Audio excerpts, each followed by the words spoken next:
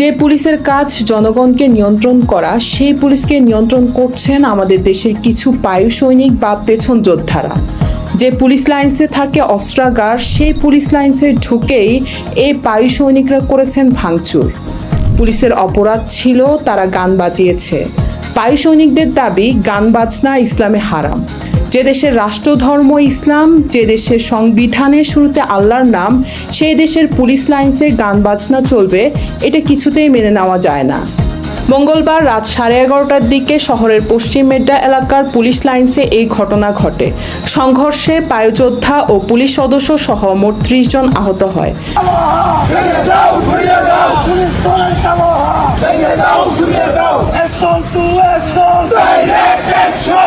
বিস্তারিত থাকছে কথা বলো সিনিয়র রিপোর্টার ইমরান বশিরের প্রতিবেদনে।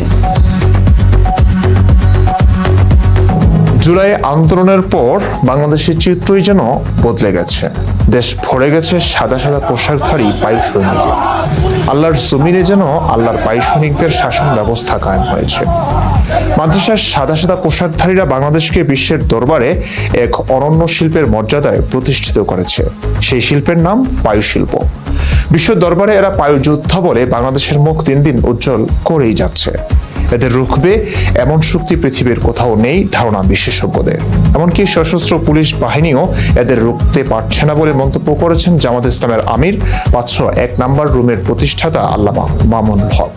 মঙ্গলবার রাতে চট্টগ্রাম রেঞ্জের ডিআইজির আগমন উপলক্ষে পুলিশ লাইন্সে জেলা পুলিশের একটি সাংস্কৃতিক অনুষ্ঠান চলছিল। পাশেই ছিল বায়ু সৈনিকদের আস্তানা, যার নাম দারুল আরকাম মাদ্রাসা। রাত 11:30টার দিকে দারুল আরকাম ইসলামিয়া মাদ্রাসার কয়েকজন শিক্ষার্থী উচ্চস্বরে গান বাজানোর প্রতিবাদ করে শব্দ কমাতে বলেন পুলিশদেরকে। ইসলামে গান বাজনা সম্পূর্ণ হারাম, সেও এত রাতে উচ্চস্বরে একটি মুসলিম দেশে গান বাজনা, সেটি বায়ু সৈনিকরা কিছুতেই মানতে নারাজ ছিলেন। এক বায়ুযোদ্ধার ভাষ্য অনুযায়ী মাদ্রাসায় ফজর থেকে শুরু করে রাত 11টা পর্যন্ত কোরআন হাদিসের দর্শ তাদরিস চলে। দিবসভর কোরআন হাদিসের পঠন পাঠন শেষে সকল সৈনিকই থাকেন ক্লান্ত এবং শ্রান্ত। রাত 11টার পর প্রতিটি কক্ষে লাইট বন্ধ হয়। তখন ক্লান্ত যোদ্ধাদের সময় হলো একটু বায়ু শিল্পে মনোনিবেশ করা। ছোট ছোট নিষ্পাপ শিশুদের বেডে গিয়ে সেই শিল্পকর্মে যখন পূর্ণ মনোনিবেশ করছিলেন তারা, তখনই তাদের শিল্পকর্মে বাঘড়া বাধায় অবৈধ, নিষিদ্ধ, হারাম গানের শব্দ। এতে তারা উত্তেজিত হয়ে পুলিশদের সঙ্গে সংঘর্ষে জড়িয়ে পড়েন। এই পর্যন্ত সংঘর্ষে যোদ্ধা ও পুলিশ সদস্য সহ 30 জনের আহত হওয়ার সংবাদ জানা গেছে। আমার সঙ্গে আছেন দারুল আরকাম মাদ্রাসার এক জুনিয়র বায়ুযোদ্ধা মাওলানা ওমায়ের। মাওলানা ওমায়ের, একটু এদিকে আসুন। মাওলানা ওমায়ের, আমি আপনাদের কাছে জানতে চাই, গান বাজনায় আসলে আপনাদের সমস্যাটা কি? নাহমাতুহু ওয়া নুসাল্লি আলা রাসূলিল কারীম, আম্মা বাদ। আসলে এই দেশ 90% মুসলমানের দেশ। এই দেশে তো গান বাজনা বাজানো যাবে না। কিন্তু মাদ্রাসায় যে ছোট ছোট নিষ্পাপ শিশুদেরকে বলাৎকার করা হচ্ছে, এই সাংস্কৃতিক অনুষ্ঠান কি সেই বলাৎকারের চাইতে খারাপ?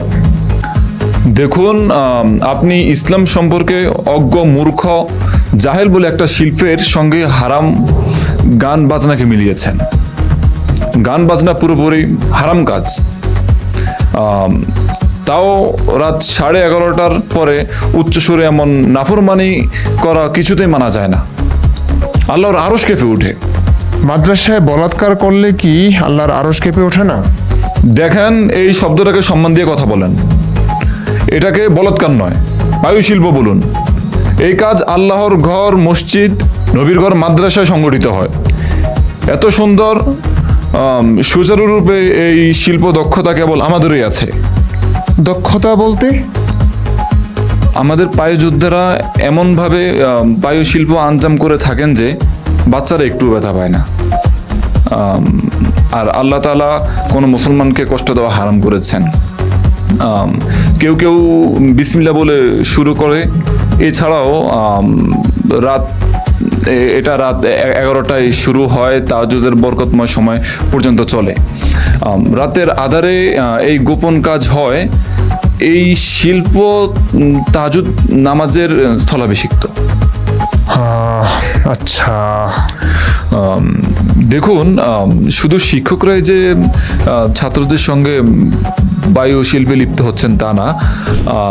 আমরা এই শিল্পে এতটাই উন্নতি ও দক্ষতা অর্জন করে নিয়েছি যে আমাদের ছাত্ররাও শিক্ষকদের সঙ্গে বায়ু শিল্পে লিপ্ত হন। শুধু এই দেশেই না, আমরা এই শিল্প আল্লাহর রহমতে আপনি বিশ্বের বিভিন্ন দেশে, আপনি কানাডা বলেন, যুক্তরাষ্ট্র বলেন, এসব দেশে আমরা ছড়িয়ে দিয়েছি। আমাদের যোদ্ধারা এই বায়ু শিল্পে এতটাই উন্নতি লাভ করেছেন যে বাংলাদেশের নাম উজ্জ্বল করেছেন। তার মানে আপনারা এখন দেশে সীমাবদ্ধ নেই, আন্তর্জাতিক মিশনে নেমেছেন। জি জি জি, ইনশাল্লাহ ইনশাল্লাহ। ঠিক আছে, ধন্যবাদ। জি ধন্যবাদ। সালাম আলাইকুম। দর্শক, বাংলাদেশকে ছোট করে দেখার কিছু নেই। দাড়ি টুপিওয়ালাদেরকে দেখে নাক ছিটকানোর দিন এখন বোধ হয় আর নেই। মাদ্রাসার শিক্ষা ব্যবস্থাকে খাটো করে দেখার দিন বোধ হয় শেষ।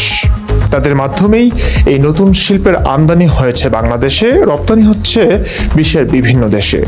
জি দর্শক, আমাদের দেশের পায়ুশিল্প এখন আন্তর্জাতিক পর্যায়ে চলে গেছে, সুতরাং এটিকে অবহেলা করার কিছু নেই।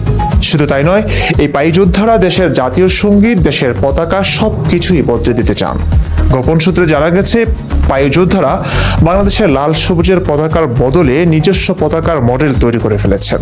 শীঘ্রই তাদের নিজস্ব জাতীয় সঙ্গীতও তারা তৈরি করে ফেলবেন।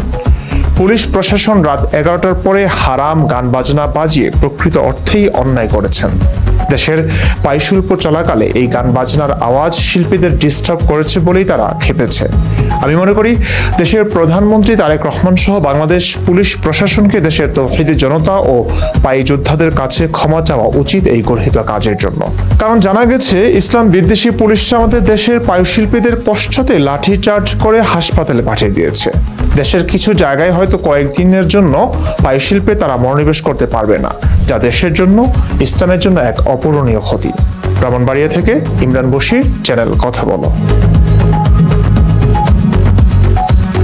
দর্শক শুনছিলেন রাত 13টার পায়ুশিল্পের সংবাদ। ক্যামেরায় ছিলেন ইমরান বশির, সঙ্গে আমি বিবি মরিয়ম, চ্যানেল কথা বলো।